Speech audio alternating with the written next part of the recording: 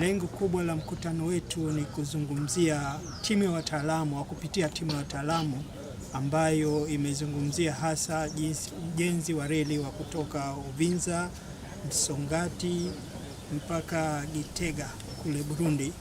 Mradi huu ni mradi muhimu ambao utafungua sana, kwanza kwa upande wa Burundi, pia kwa upande wa Tanzania.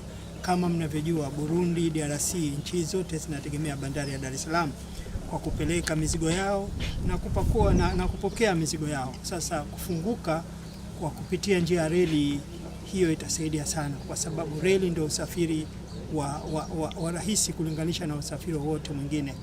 Na serikali yetu, Mheshimiwa Rais, kama mnavyofahamu, kama mwezi mmoja uliopita, mwezi wa Disemba, alitoa maelekezo kwamba sasa tuanze ujenzi wa reli kutoka Tabora mpaka Uvinza mpaka Kigoma, kwa sababu huwezi kuanza reli ya kwenda Burundi bila kuwa na reli ya kutoka Tabora mpaka Uvinza.